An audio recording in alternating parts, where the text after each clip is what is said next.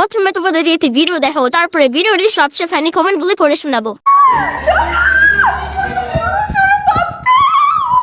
জীবনে প্রথমবার গাইস মাকে নিয়ে চলে এসেছি মন্দারমণিতে ঘুরতে। তোমরা অনেকেই গেস করছিলে ভুলভাল, কিন্তু না, আমরা দীঘা যাইনি, আমরা এবারে চলে এসেছি মন্দারমণিতেই। দেখো,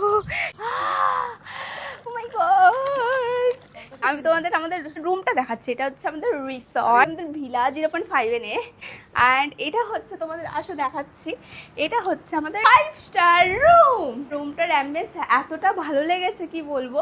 আর আমাদের রুম দিয়ে না এরকম তোমার সুইমিং পুলের একটা খুব সুন্দর ভিউ রয়েছে, আলাদাই। হ্যাঁ কি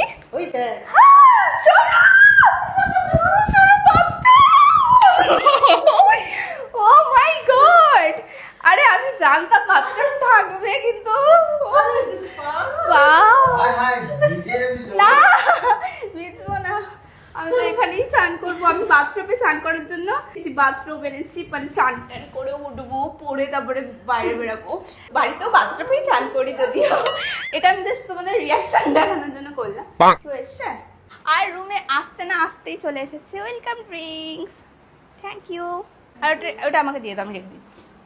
অনেক অ্যাফোর্ডেবল প্রাইসে পেয়ে গেছি আমরা। রিসর্টটা বলো, হোটেল বলো, যাই বলো, মন্দারমণির এটা হচ্ছে ক্লাসিক বিচ রিসর্ট, খুবই সুন্দর। আমার তো পুরো মনটা ফ্রেশ হয়ে গেছে, এতদিন ধরে কোথাও ঘুরতে যাওয়া হয়নি, এত মুড অফ ছিল। ঘুরতে যাওয়া হচ্ছে আমার কাছে মেডিসিনের মতো। মা আর আমি প্রথমবার একা একা ঘুরতে এসেছি, তো বুঝতেই পারছো যে কতটা। চলিয়ে শুরু করতে হ্যাঁ। মন্দারমণি না, মদের মিনি।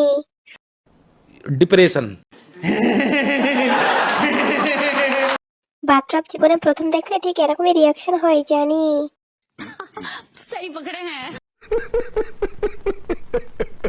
দিদি, তাই বলে জামাই এমন করে ডান্স করার কি আছে? আমি বলুম না, আমার শরম করে। কি দিদি, সকাল সকাল নেশা করে নিয়েছে মদের মিনিতে গিয়ে? प्यारी समझ गई।